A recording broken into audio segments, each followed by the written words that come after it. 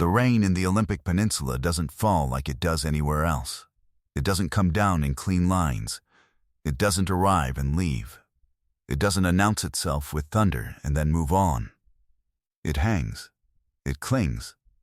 It gathers in the air like breath held too long, and it turns every surface into something soft, slick, and alive. People call it a rainforest like that's a simple thing, like it's just a wetter kind of forest. But out there, west of the towns, past the last dependable cell signal, past the scenic overlooks where tourists stop for photographs, the word rainforest feels like a lie you tell yourself, so you don't have to call it what it really is. A place that remembers. A place that doesn't want you to leave. I'm not supposed to be telling you this. If you're hearing it, it means it's already been found. The tape, I mean, or the file. Or whatever this ends up being after it gets copied and shared and compressed and renamed until it stops feeling like it belongs to someone. That's the funny part. You can change the format all you want. What happened doesn't change. The forest doesn't care what you call it, and neither do I. Because I'm not a ranger anymore. I was. Once. U.S. Forest Service. Uniform. Patch. Radio. The whole thing. I used to be one of those people you imagine when you picture the word ranger. Steady, competent, boring in a way that reassures you. The kind of person who will find your lost kid before the sun goes down. The kind of person who knows which mushrooms will kill you and which ones only make you wish they had. I believed in maps. I believed in trail markers. I believed in the comfort of routine, the shape of a day, the predictability of a weather report. I believed the wilderness was wild, but honest. That was my mistake. Because the Olympic Peninsula Rainforest isn't honest. It doesn't attack you with teeth and claws. It doesn't announce danger with growls or snapping branches. It does something worse. It makes you doubt your senses. It makes you repeat yourself out loud, just to prove you're still there. Not real. Real. Not real. That's a phrase I used to think sounded childish, like something you'd say after a nightmare, like a toddler denying thunder. Then, out there, it became the only thing that kept me from running. It started with a missing person report, the kind that comes across as routine, because routine is how you survive this job. A solo hiker didn't check in. Search and rescue couldn't locate him before weather moved in. Now it was our turn, Forest Service, to sweep the outlying trails, the old spur routes, the unofficial cut-throughs people find on forums and treat like secrets. The file said his name, his age, his vehicle description, the last place he was seen. It included a note that made me pause longer than I should have. Witness reports. Subject heard speaking to someone off-trail. Not yelling for help. Not calling to a friend. Speaking. Calm. As if someone had answered him from the trees. I laughed when I read that. A quiet, tired laugh. People do strange things when they're lost. You talk to yourself. You talk to your dead relatives. You talk to the sky. You bargain with God like he's a dispatcher who might pick up if you say the right words. That was before the first time I heard it. The someone who answers. The thing that knows your cadence, your rhythm, the way you pronounce certain words, the little pauses you don't realize you take. If you've ever heard your own recorded voice and felt that brief nausea, like your soul doesn't line up with the sound, then you know the first layer of it. But it goes deeper than that. Because it doesn't just sound like you. It knows you. You might be listening because you like stories. You might be listening because you heard rumors. A ranger missing in the Olympic Peninsula Rainforest. Search parties. Helicopters, dogs, nothing. Just a boot print that didn't match anyone on record, and a radio transmission that played on loop for 3 days before it went silent.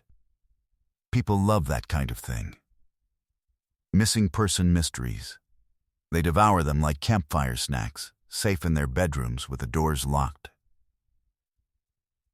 I understand. I used to be that person too. I used to watch documentaries about disappearances and think, that's tragic, but it's also distant, abstract, like weather in another state. But I need you to understand something. This isn't a mystery. This is a warning. And it isn't meant to be comforting. The Olympic Peninsula Rainforest is full of stories. Old stories. Stories that predate trailheads and brochures and the neat lines on a topographic map. The indigenous peoples here have names for places you'll never see labeled on a sign. Places that aren't meant for you. Not because of some romantic notion of sacredness, though there is that too, but because certain things don't behave when they're observed. Certain things don't like being named. I didn't know those stories when I arrived. I knew only what the agency teaches you: hypothermia signs, animal encounters, navigation protocols, radio channels.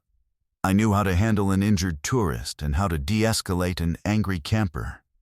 I knew how to clean a station bathroom with industrial bleach and pretend that was my purpose in life. I did not know the rainforest. I thought I did. That assignment was supposed to be a quiet stretch. Late season, fewer visitors, plenty of maintenance tasks and routine patrols.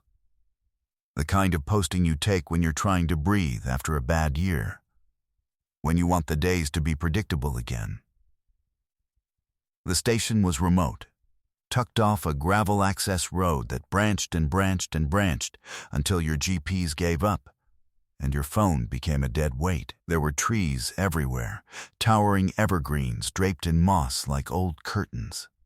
The understory was a tangle of ferns and fallen limbs and rotting logs that looked like sleeping animals. The air smelled like wet earth and old wood, like something decomposing very slowly. I remember stepping out of my truck and pausing with the door open. The world felt muffled, not quiet, never quiet, but muffled, like the forest was swallowing the sound before it could travel. Even the engine's tick as it cooled sounded wrong. Too close, too intimate. I stood there and listened, and for a moment I couldn't tell what I was hearing. Rain, obviously. Somewhere distant, water moving. And something else. A faint rhythm that didn't match the wind. I told myself it was my blood in my ears. That's what you say when you don't want to feel foolish. That's what you say when you don't want to admit that the place you've been sent to feels like it's already aware of you. I slammed the truck door. That sharp sound should have cut through everything. It should have echoed. It didn't. It just stopped. As if the trees caught it. Inside the station, things were as expected. Sparse. Practical. A desk bolted to the floor. A few mismatched chairs. A radio console that looked older than me. A bulletin board with faded notices. A calendar still turned to a month that had already passed. Someone had left a mug in the sink. Someone had forgotten a sweater on the back of a chair. Little signs of a life that had been here recently and had moved on.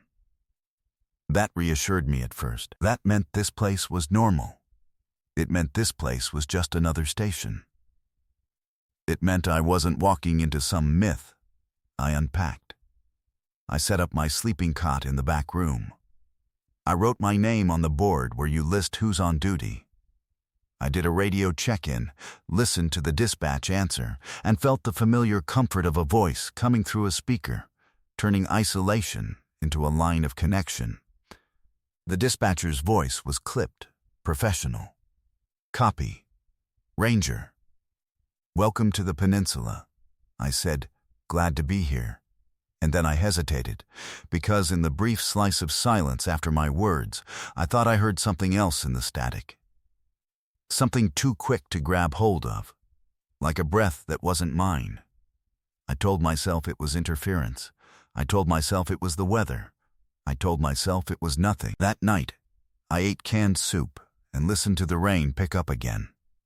The station walls creaked the way buildings do when they're old and damp. I tried reading, but my eyes slid over the words. The forest outside felt too close, pressed up against the windows. Not in a threatening way, not like something was about to break in a watching way. I slept in fragments, woke to the sound of water dripping in steady intervals. Drip, drip, drip, like a clock, like a heartbeat. At some point in the early morning, I opened my eyes and lay still, listening, and I heard footsteps outside. Not heavy, not running, slow steps in wet ground. I held my breath, waiting for the sound to fade, waiting for the explanation to arrive, an elk, a bear, a raccoon, anything. The steps stopped. I waited. Then, faintly, as if spoken right against the wall, I heard a voice, a whisper. It said my name, not shouted, not questioned, said like a fact. I sat up so fast my cot squealed, my heart hammered. I grabbed the flashlight, the radio. I stumbled to the window and pressed my face close to the glass. Nothing, just darkness and rain and the silhouette of trees. I whispered, "Hello?" No answer. I waited, and in the silence between the rain's heavier gusts, I heard something else. A sound like someone exhaling through their teeth, like a quiet imitation of breathing. Not real. Real. Not real. That was the first time I said it out loud. I didn't know it would become a habit. I didn't know it would become a prayer. In the morning, I told myself I'd imagined it. Stress, new place, the mind filling silence with patterns. That's what training tells you. Humans are meaning-making machines. We see faces in bark. We hear voices in wind. We're wired for it.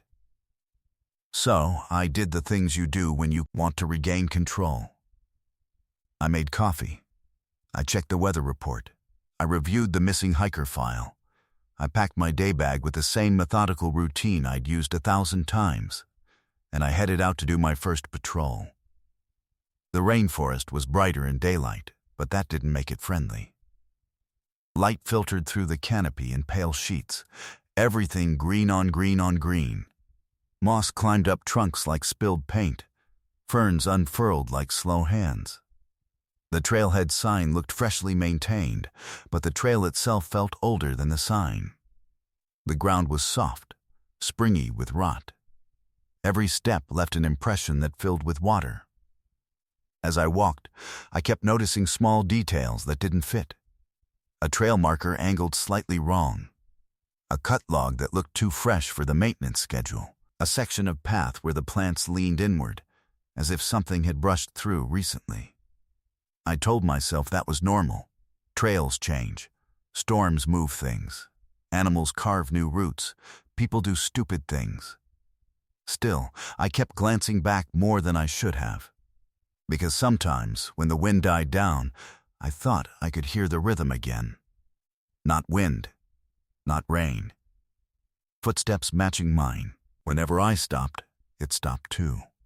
I reached a bend in the trail where the trees grew closer together. The air felt cooler there, heavy with damp. I checked my map. The terrain matched. The elevation was right. Everything was fine. Then I saw something up ahead that made my skin tighten. A strip of orange flagging tape tied around a branch. Search and rescue use tape like that to mark areas they've cleared. But this wasn't that kind of tape. This was old, weathered, faded to a dull peach color. It looked like it had been hanging there for months, maybe years, and it was tied in a knot I recognized. Not a standard knot. A little twist I always did without thinking. 2 loops, a quick tuck. Something I picked up from an old supervisor years ago. Something I never saw anyone else do. I stepped closer, slowly, and stared at it. My hands went cold, because someone had written on it in black marker, a single line in neat block letters, "Turn back." I stood there for a long time, listening to the rain, listening to the forest breathe. Then, behind me, I heard the whisper again. Soft, close, patient. This time it didn't say my name. It said, "Good, you saw it," and the voice sounded like me. Not real. Real. Not real. I turned around. There was no one there. Just the trail behind me, empty and wet, disappearing into the trees like it had never existed at all. And somewhere deep in the rainforest, something moved, slow and deliberate, like it had been waiting for me to notice that the warning wasn't meant to save me. It was meant to introduce me. And if you're hearing this now, if you're still listening, I need you to understand, you don't stumble into places like that by accident. You're led. Sometimes by curiosity, sometimes by duty, sometimes by a voice you trust because it sounds like your own. Not real. Real. Not real. Keep that phrase close. You'll need it. Because the next part is where the forest finally answered me in full. And it didn't sound like rain. The arrival and the first signs, I stood there longer than I want to admit, staring at that strip of orange tape until it felt like the trees were leaning in to watch my reaction. Rain slid down my collar, cold against my spine, but I barely noticed. My attention kept snapping back to the knot, to the handwriting, to the uncomfortable certainty that this wasn't coincidence. Trail tape doesn't write itself, and it doesn't use your habits unless someone knows them. I did what I was trained to do. I documented it, took photos, marked the GPS coordinate. I spoke out loud, narrating my actions the way instructors encourage when stress starts creeping in. It keeps the mind anchored. It keeps panic from finding a foothold. "I'm at approximately 1 mile east of the trailhead," I said, forcing my voice steady. Found old flagging tape. Warning message present. Saying it made it sound official. Contained. The forest didn't respond. Not right away. I finished the patrol without incident. At least none I could point to on a report. No missing hikers, no injured wildlife, no obvious hazards. And yet, every step back toward the station felt heavier than the last, as if the ground itself was subtly resisting me. When the station finally came into view, I felt a wave of relief that surprised me with its intensity. The building looked the same as I'd left it. Solid. Real. A human shape in a place that didn't feel designed for humans at all. Inside, I filed my notes and tried to shake the lingering unease. I told myself the tape could have been left by another ranger years ago. I told myself the voice was stress, the kind that creeps up on you when you're alone too long. I told myself I was fine. That evening, the radio crackled to life with a routine check-in. I answered. The dispatcher acknowledged me. Normal exchange. Predictable. Then, just as the transmission ended, I heard something underneath the static, a soft echo of my own last word. Delayed by a fraction of a second. Close enough to be brushed off. Wrong enough to raise the hairs on my arms. I stared at the radio for a long time after that. That night, sleep came harder. Every time I closed my eyes, I felt like I was being watched, not by something hostile, not even curious, but by something patient, something confident. Sometime after midnight, I woke to the sound of knocking. Not loud, not urgent, a slow, deliberate tapping on glass. I sat up, heart pounding, and listened. The knocking came again, evenly spaced, as if whoever or whatever was doing it had all the time in the world. I didn't move, didn't breathe. Then a shape passed in front of the window, briefly blocking the faint gray light filtering through the trees. Human outline. Gone almost as soon as it appeared. I waited for the knock to come again. It didn't. By morning, exhaustion had dulled the edge of my fear. That's another trick of the forest. It lets you wear yourself down until your own body starts arguing against your instincts. I made coffee that tasted like wet paper and went through my routine with exaggerated care. The day's patrol took me deeper than the first. Old service roads barely visible beneath moss. Sections of trail marked as low priority on the map, meaning rarely traveled and rarely checked. The deeper I went, the stranger things became. Trail markers pointed in conflicting directions. A fallen tree blocked the path in a way that looked intentional, as if it had been placed rather than fallen, and more than once I caught movement out of the corner of my eye, just enough to make me turn, never enough to see anything clearly. Late in the afternoon, I found the clearing. It wasn't on any map I had. A perfect oval where the trees stopped abruptly, their trunks forming an almost symmetrical boundary. The ground inside was bare earth, dark and wet, as if nothing had grown there in a very long time. In the center stood a single tree. It was smaller than the surrounding giants, its bark pale and smooth, scarred with old carvings. Names, dates, symbols I didn't recognize. And there, cut deep enough that the wood had healed around it, were my initials. Not scratched. Carved with care. My knees went weak. I backed away, nearly tripping over a root, my breath coming too fast. Not real. Real. Not real. I said it until the words lost their meaning. I left the clearing at a near run, not stopping until the trees closed in behind me and the path felt vaguely familiar again. I didn't log the clearing. I didn't mention the initials. Some part of me knew that writing it down would make it permanent in a way I wasn't ready for. That night, the radio turned itself on. No call sign. No incoming transmission. Just static that slowly, almost gently, shaped itself into words. My words. Repeating fragments of sentences I'd spoken earlier that day. I shut it off, unplugged it, pulled the battery. The voice kept talking. By the time it stopped, I was sitting on the floor with my back against the wall, hands pressed over my ears like that could help. I didn't sleep at all. And when morning came, the forest was waiting. By the third day, the station no longer felt like shelter. It felt like a temporary agreement, one the forest was allowing me to keep. For now. I moved through the morning in a fog. Every sound too sharp, every shadow too deliberate. The radio sat dark and silent, unplugged and useless. But I kept glancing at it anyway, half expecting it to speak on its own again.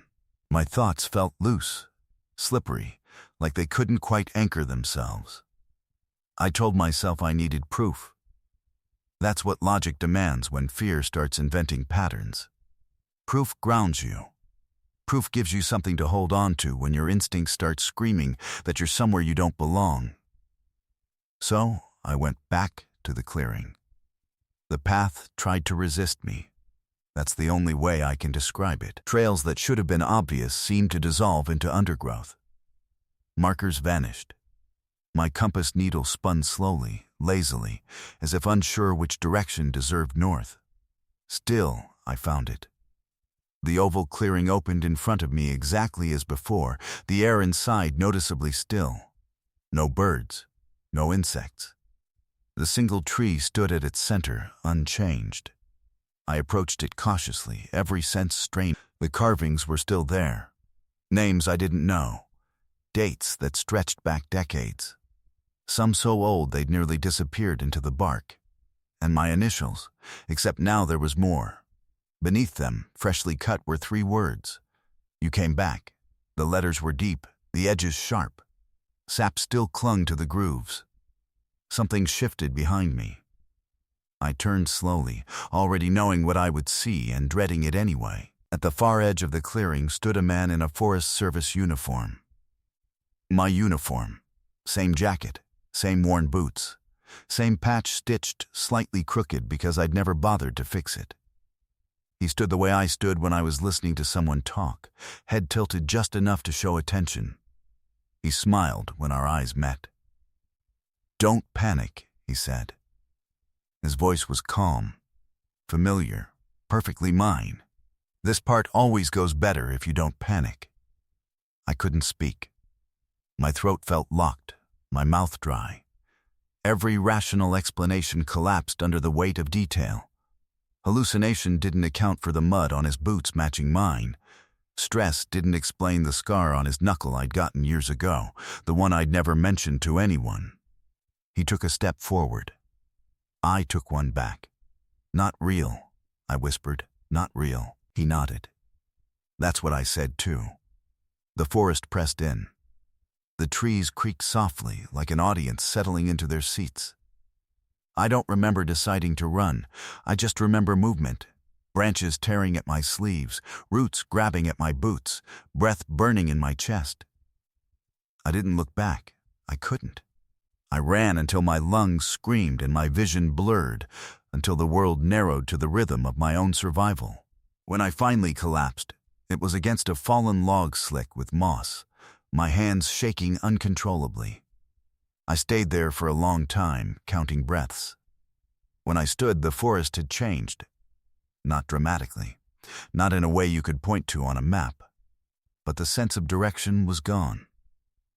Every path looked equally plausible, equally wrong. I wandered until dusk, the light fading faster than it should have. When I finally reached the station, relief flooded me so hard it almost hurt. The door was open. I knew I'd locked it. Inside, the station looked used. Papers shifted. Mud tracked across the floor. On the desk, my notebook lay open to a page I hadn't written. The handwriting was mine. It read, "You'll forget the order of things first. That's normal." Below it, another line had been added more heavily, as if pressed in frustration. "If you're reading this, it's already too late." That night, the voice didn't come from the radio. It came from the walls, from the floor, from the space just behind my own thoughts. It spoke in fragments, half memories, things I'd never told anyone. Regrets, old conversations. The forest didn't shout. It didn't threaten. It reminded. By morning, I couldn't tell which thoughts were mine anymore. I tried to leave. The road out was gone. Where gravel should have been, there was only a narrow trail winding into the trees, overgrown and wet, as if it had been there for centuries. A hand-painted sign hung from a branch beside it. "This way." The arrow pointed into the forest behind me. From somewhere I couldn't see, my own voice whispered gently, patiently, "You already know where it leads." Not real. Real. Not real. I stood at the edge of the road, or what used to be the road, for a long time staring at the narrow trail that had replaced it.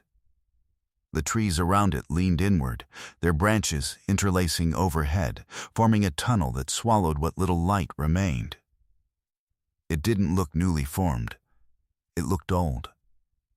Used. I told myself roads don't disappear overnight. I told myself storms wash out gravel all the time. I told myself that panic was making the trail look narrower than it really was. I stepped onto it anyway. Because what choice did I have? I marked trees as I walked, shallow cuts with my knife, careful and consistent. Training again. Ritual. Control. Every few minutes, I stopped and looked back, memorizing the shape of the path behind me. It never matched when I turned forward again. The forest began to repeat itself. A fallen cedar with a split trunk appeared 3 times in different places. A cluster of ferns shaped like a bowl showed up so often, I started avoiding it on instinct alone. When I checked my watch, time had slipped. Minutes stretched into hours without warning. I found things as I walked. A torn backpack, its contents scattered and half sunk into the mud. A water bottle with a dent I recognized from the missing hiker's file photo. A boot print pressed deep into the soil, too deep, like whoever made it had been standing still for a very long time. Each discovery should have been a relief. Evidence. Confirmation. Instead, it felt like trespassing. At some point, I realized I was no longer hearing birds. The rainforest is never silent, But the soundscape had thinned, flattened. Rain continued to fall, but even that seemed distant, as if it were happening somewhere else. I started talking to myself again, out loud, narrating steps, counting trees, repeating my name, my rank, my purpose. The words felt fragile, like they might dissolve if I didn't say them often enough. That's when I heard the answering voice. Not close, not far, perfectly placed to sound like it had always been there. "You missed one," it said gently. I froze. "Missed what?" I asked, hating the tremor in my voice. "A mark," it replied. "You're going to want to keep track. It gets harder later." I turned slowly, scanning the trees. Nothing. Just trunks and moss and shadow. "How do you know what I'm doing?" I asked. A pause. "Thoughtful, because I did the same thing," the voice said. "At first. My knife slipped from my fingers and sank into the mud. I didn't bend to retrieve it. I walked faster after that, fear pushing me forward. The trail eventually opened into a shallow ravine where water trickled over stones slick with algae. On the far side, something metallic caught my eye. A radio. Forest Service issue. Scratched. Cracked. The antenna bent at an odd angle. I recognized it instantly. It was mine. The serial number matched. The notch I'd filed into the casing to mark it as personal property. I picked it up with shaking hands, my stomach twisting. The radio was warm. It crackled to life without me touching the controls. "You're ahead of schedule," my voice said from the speaker. "That's new." I dropped it like it had burned me. Panic surged then, real and uncontrollable. I ran again, not caring about direction, not caring about markings. The forest blurred. My breath came in ragged gasps. My thoughts fractured. Not real. Real, not real. The words barely helped anymore. I don't know how long I wandered before I stumbled into another clearing. Smaller than the first. Less deliberate. The ground here was churned, as if many people had stood in the same place over and over. In the center lay a pile of objects. Compasses, watches, badges, torn pieces of uniform fabric in faded greens and browns. Remnants. I recognized a patch from a ranger who'd retired years ago. I remembered the story of his disappearance being brushed off as a hiking accident, an unfortunate misstep. He'd never retired. The realization settled slowly, horribly. This wasn't a place where people got lost. This was a place where people stayed. As dusk crept in again, too quickly, always too quickly, I felt something shift in my mind. Memories began to blur at the edges. Simple details slipped away. The order of events refused to stay fixed. I couldn't remember how many days I'd been here. I couldn't remember when I'd last spoken to a real person. When I finally found my way back to the station, night had already claimed the forest. Inside, a new note waited on the desk, written in my handwriting. "You're doing well," it said, "better than most." I sat down heavily, my hands shaking. Below it, in smaller letters, almost hesitant, "Try not to think about how long it's been." I laughed then, a thin, broken sound that surprised me, because I couldn't remember. And something, somewhere in the rainforest, seemed very pleased about that. I tried to sleep, but sleep wouldn't take me. Every time I closed my eyes, the forest stayed with me, not as images, but as pressure, like a weight resting just behind my thoughts. I lay on the cot staring at the ceiling, watching shadows shift as branches moved outside, and wondered how long a person could stay awake before their mind started inventing answers. At some point, I realized I couldn't remember the sound of a normal night. I couldn't remember traffic, or distant sirens, or the low electrical hum of a city settling into sleep. The rainforest had replaced all of it. Its sounds weren't loud, but they were constant, layered, deliberate. as if silence itself had been removed from the world. I sat up and checked my watch. The time was wrong, not just a little off, impossible. The hands sat between numbers, refusing to align properly, twitching slightly as if undecided. I tapped the glass. Nothing changed. Not real. Real. Not real. I whispered it, slower this time, testing each word. In the corner of the room, the chair creaked. I hadn't put anything on it. I turned my head inch by inch, afraid that moving too fast would make whatever was happening solidify. The chair stood where it always had, empty, its shadow stretched unnaturally long across the floor. Then the shadow moved. Not the chair, just the shadow. It leaned forward, elongating toward me, its edges soft and uncertain, like it hadn't quite decided what shape it wanted to be. I held my breath until my chest ached. "You shouldn't fight it so hard," my voice said quietly from somewhere behind me.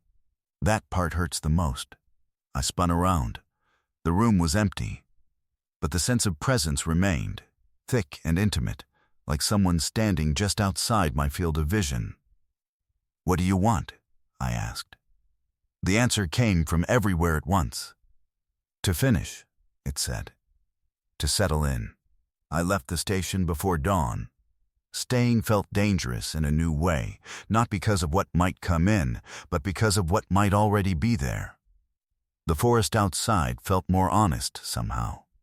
At least out there I could see the trees, the ground, the limits of my own movement, or so I thought. As I walked, I noticed how familiar everything felt. Too familiar. Turns in the trail arrived before I expected them. Clearings appeared exactly where I thought they would. My body moved with a confidence my mind no longer shared. I realized, with a slow spreading dread, that I wasn't navigating anymore. I was remembering. Scenes began to overlap. I would pass a log, then pass it again minutes later from a different angle. Sometimes I caught glimpses of myself ahead on the trail, just a shoulder, a sleeve disappearing behind a tree. Each time, the sight filled me with a strange, aching nostalgia, like watching someone else live your life better than you did. I found another station in the forest that afternoon. At least I thought it was a station. The structure was wrong, the angles too soft. The walls bowed inward slightly, like something organic trying to imitate architecture. Inside there were bunks, lockers, a desk, and names carved everywhere. Hundreds of them. Some crossed out, some circled, some carved so deeply the wood had split. I found mine near the door, not crossed out, not circled, just waiting. My hands trembled as I traced the letters. The moment my fingers touched the grooves, a rush of memory hit me so hard I staggered back. Conversations I didn't remember having. Days that hadn't existed a moment ago. Patrols that ended here, in this place, with a version of me standing exactly where I stood now, making the same realization. "You always come here eventually," the voice said gently, standing behind me again. "This is where it starts making sense." I turned. He stood a few feet away this time, close enough that I could see the exhaustion in his face. In my face. Lines I didn't remember earning. Eyes dulled by acceptance. "How many times?" I asked. He smiled sadly. "Enough," he said. "More than you want to know, less than it needs." "What happens if I leave?" I asked. His expression softened, almost pitying. "You don't," he said. The forest seemed to lean closer, branches creaking, roots shifting beneath the soil. I felt something loosen inside my head, like a knot finally giving way. For a moment, a dangerous moment, I understood. The rainforest didn't trap people. It offered them continuity, a way to remain. When I blinked, he was gone. The station faded around me, dissolving into trees and ferns and wet earth. I stood alone on a trail I no longer recognized.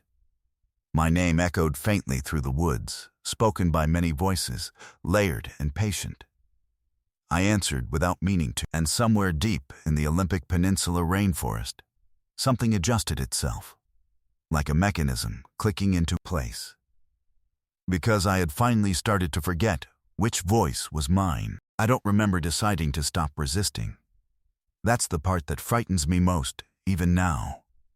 Not the voices, not the missing time, not even the sight of myself walking ahead on a trail that hadn't existed moments before. What frightens me is how quietly the resistance ended, like a muscle finally relaxing after being clenched for too long. The forest felt different after that.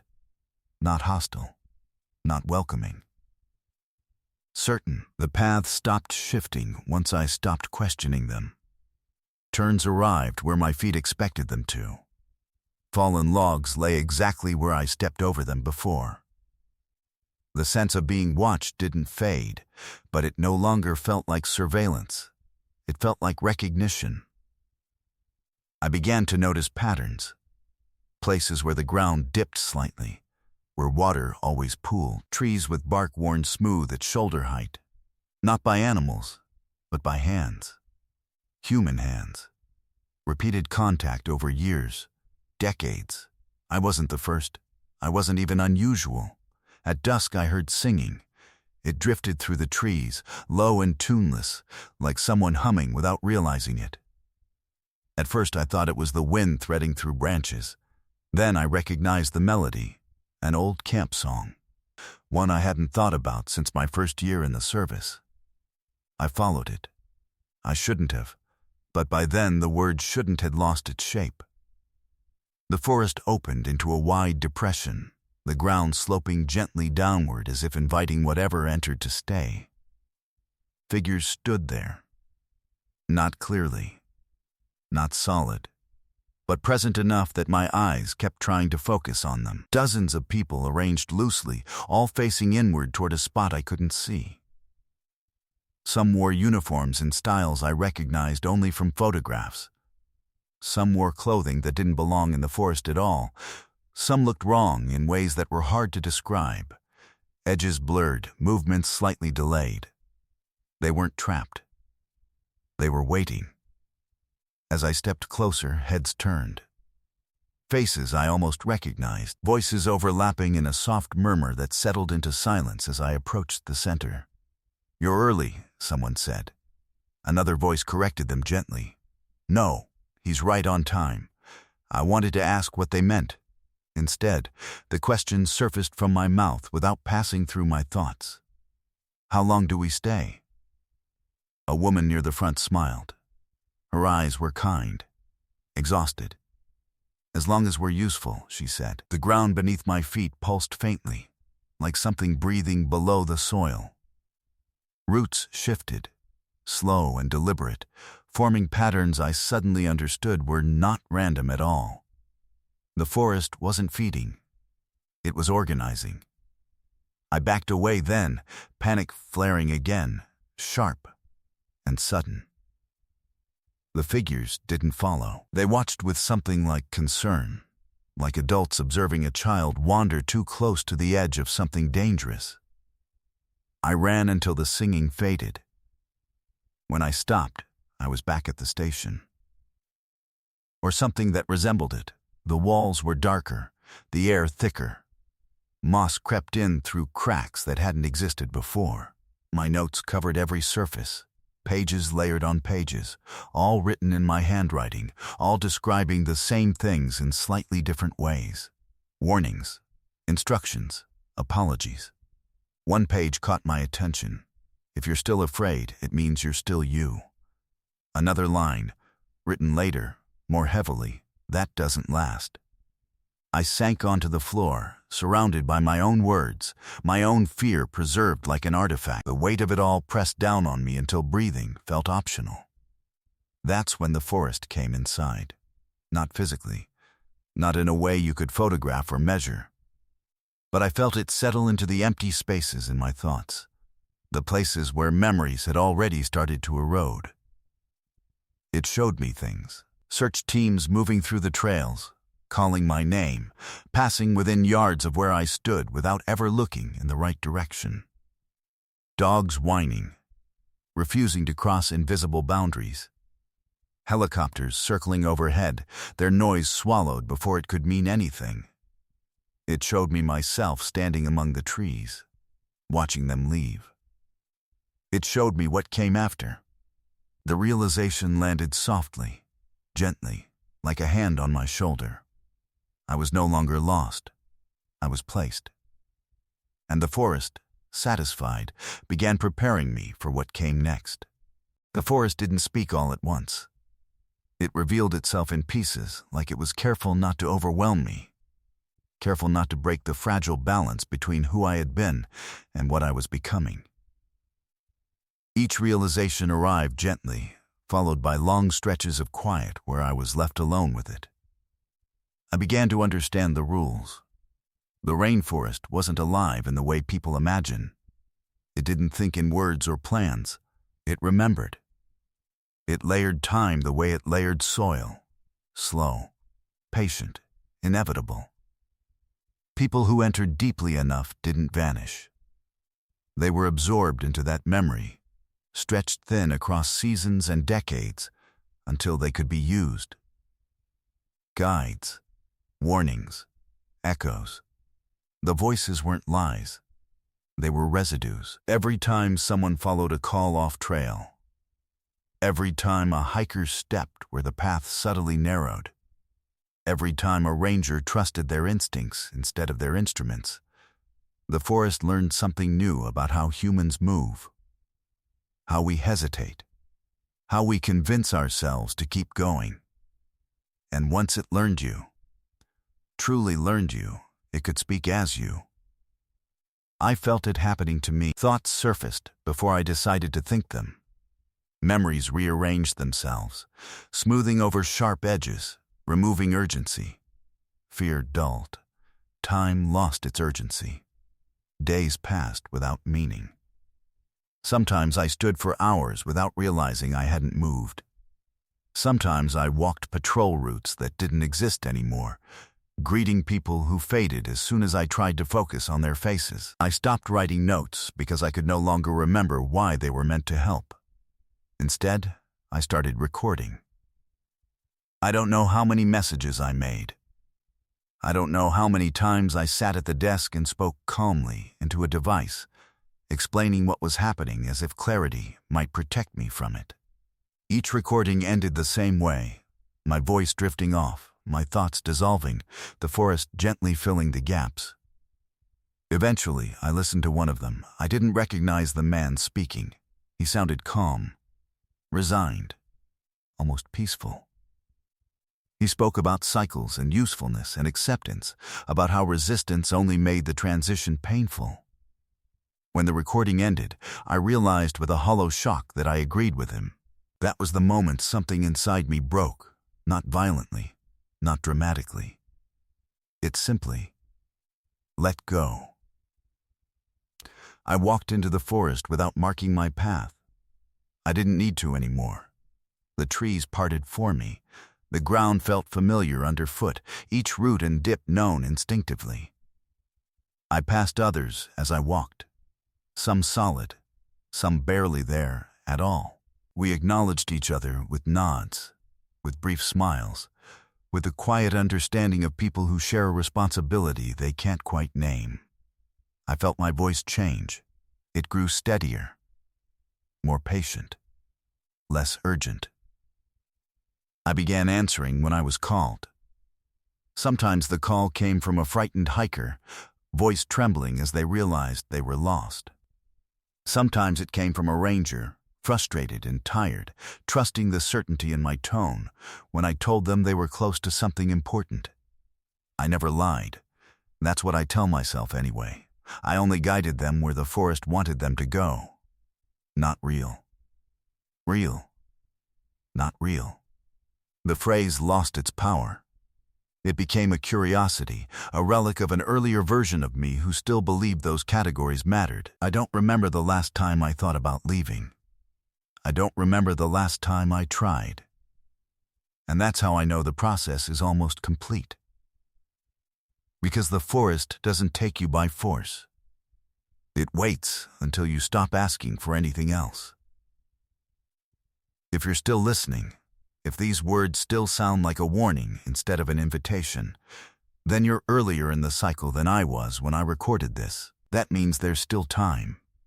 But time behaves strangely here, and it's very good at pretending it's on your side.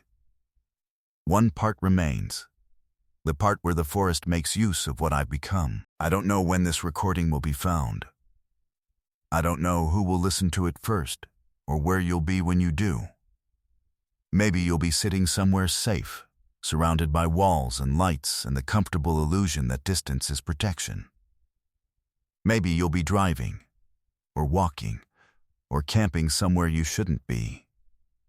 The forest has a way of narrowing those possibilities.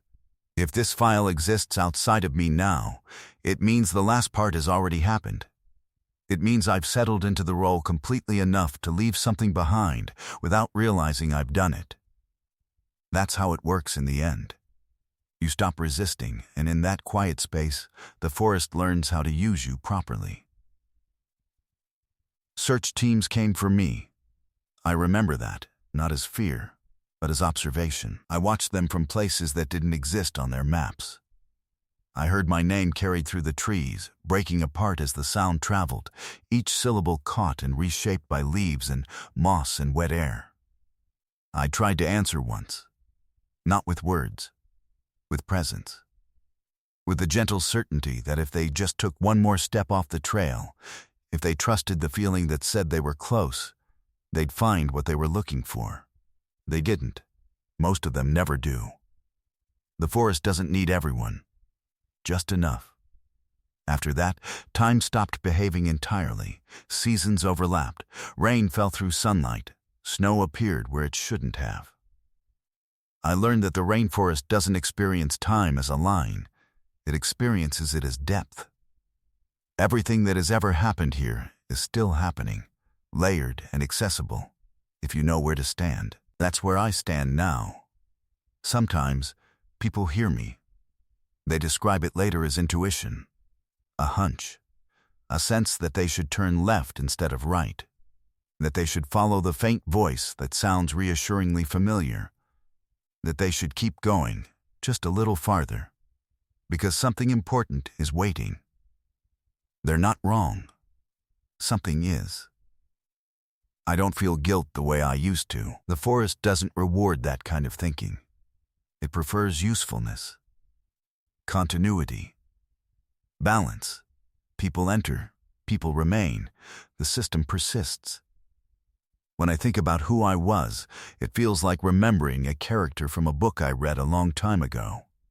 The details are there, but the emotional weight is gone. I know the facts of my life. I know my name. I know what uniform I wore. They just don't feel relevant anymore. Sometimes, late, if late still means anything, I walk the old trails and practice my voice. I try different tones, gentle concern, professional authority, friendly familiarity. I learn which ones work best, which ones make people slow down, make them listen.